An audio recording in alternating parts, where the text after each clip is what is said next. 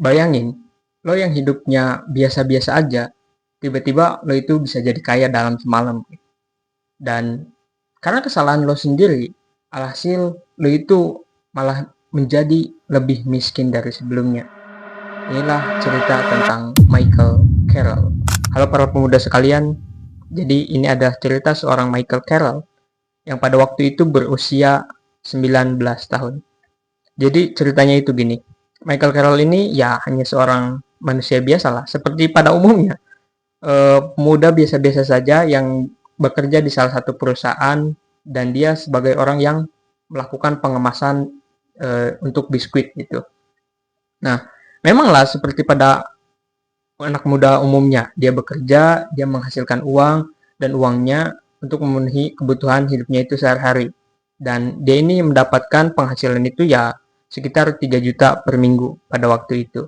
Tapi seolah dunia ini berpihak kepadanya, seolah dunia ini memberikan keajaiban kepadanya gitu.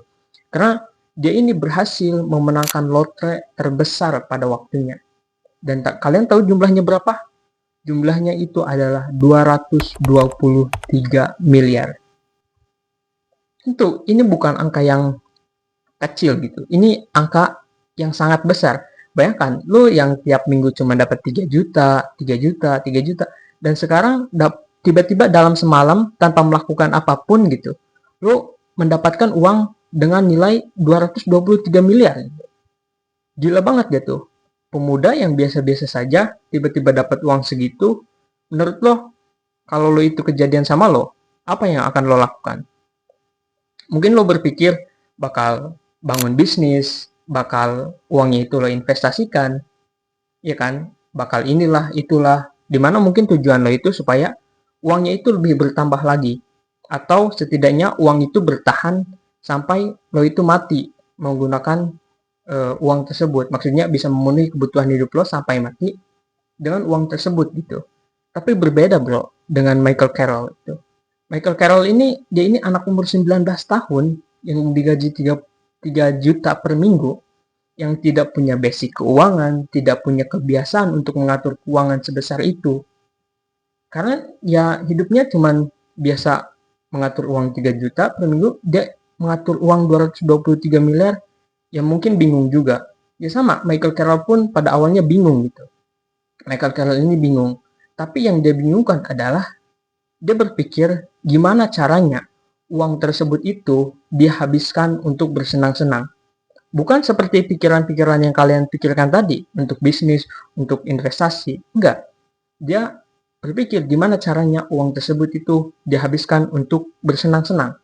Bayangin tuh. Alhasil tanpa waktu yang lama, uangnya itu dia gunakan untuk membeli properti mewah, maksudnya rumah-rumah mewah. Terus membeli mobil-mobil mewah, mulai dari BMW, Mercy, dan masih banyak lagi lah. Yang tentu nilainya itu sangat fantastis. Selain hobinya yang makin melonjak gitu, ternyata kebutuhan hidupnya pun melonjak sangat drastis. Bahkan dia bisa menghabiskan 43 juta dalam sehari hanya untuk dia merokok atau membeli kokain gitu. Dia bahkan menyulap halaman rumahnya itu untuk dijadikan pacuan kuda.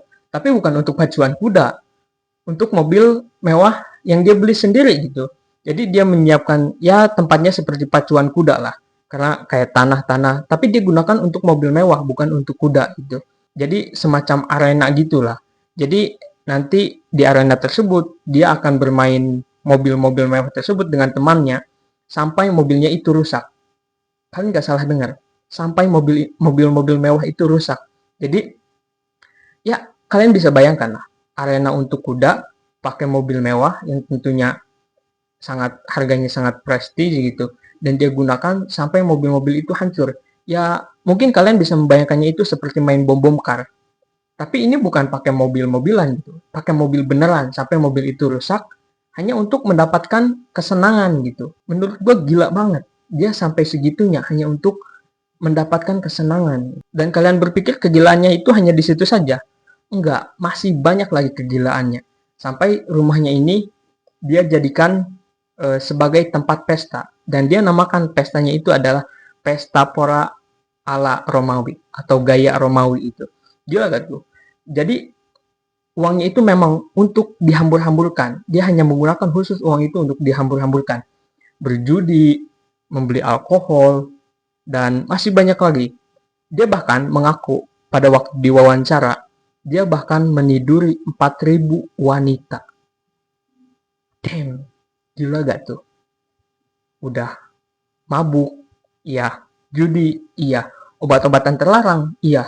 Dan juga main perempuan. Gila. Dia habiskan uang itu hanya untuk, ya kayak gitu. Dia bahkan rela menghabiskan uangnya itu 7 miliar dalam sehari hanya untuk mengadakan pesta kayak gitu. Jadi untuk membeli minuman, untuk mentraktir teman-temannya, untuk membeli obat-obatan, bermain dengan perempuan. Ya, dia habis 7 miliar dalam satu hari tersebut. Dan akhirnya kalian bisa tebak lah gimana endingnya. Karena dia terus-terusan berpoya-poya, dia seolah punya dunia ini, tidak taat hukum, dan dia beberapa kali terkena kasus gitu. Mulai dari menyetir saat mabuk, terus tetangga-tetangganya pun gak suka kepada dia, karena dia ini selalu tadi mengadakan pesta tiap malam, dan tetangganya ini risih juga, merasa terganggu karena hal itu gitu. Akhirnya dia ini punya hutang yang banyak lah. Akhirnya properti-propertinya, mobil-mobil mewahnya itu mau gak mau ya harus dijual gitu untuk menutupi hutang-hutangnya. Bayangin gak? Anak muda yang tadinya 3 juta terus mendapatkan uang 223 miliar dan dihambur-hamburkan, dan akhirnya dia malah punya utang.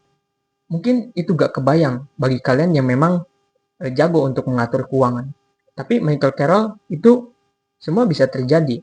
Dan bahkan pada saat wawancara, dia bilang gini, mimpi sudah berakhir, waktunya kembali ke kehidupan kenyataan. Dia berkata seperti itu.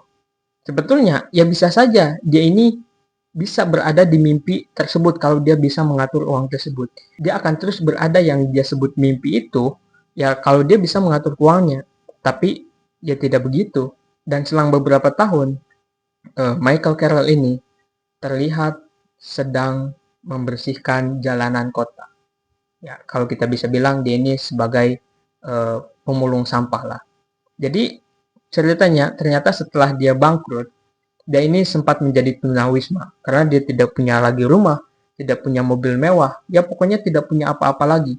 Akhirnya dia harus berusaha untuk mencari pekerjaan lagi. Dia reputasi sudah habis karena dia ini dianggap terlalu arogan lah, tetangga-tetangganya pun gak suka lah, dan dia sekarang jatuh sebagai pembersih jalanan kota.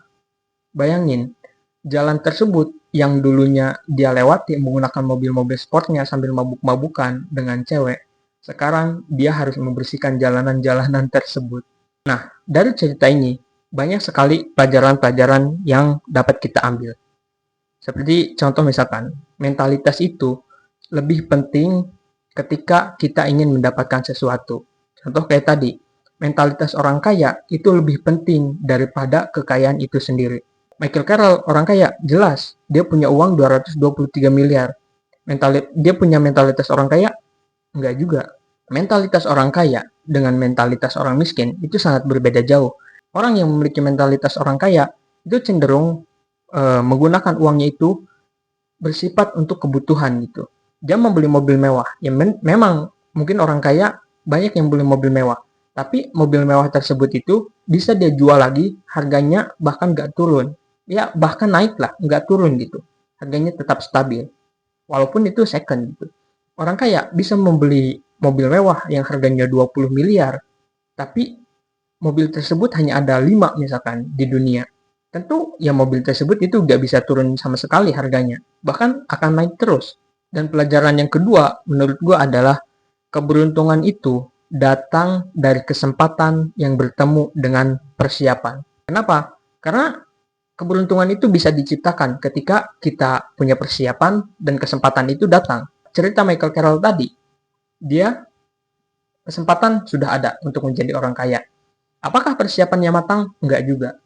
Dia tidak terdidik untuk bisa mengelola uangnya dengan baik. Dan dari situlah, uang yang harusnya menjadi penolong bagi dia, itu malah jadi amunisi untuk menebak dirinya sendiri. Orang yang tadinya hidup berkecukupan sebagai pegawai yang membungkus biskuit, Sekarang ya dia jatuh sebagai pemulung gitu. Itu sangat jatuh sekali. Uang yang didapat itu bukan sebagai penolong, tapi sebagai amunisi untuk membunuh dirinya sendiri. Satu hal yang mau gue tekankan adalah bahwa uang tanpa pemahaman, tanpa kebijaksanaan, dan tanpa kontrol diri hanyalah jalan untuk menuju sebuah kehancuran. Dan kebahagiaan sejati itu bukanlah tentang seberapa besar uang yang kita miliki, tapi bagaimana kita mengelolanya dengan bijaksana untuk masa depan. Thank you banget udah nonton videonya sampai sini. Like kalau kalian suka video ini, dan sampai jumpa di video hari Kamis.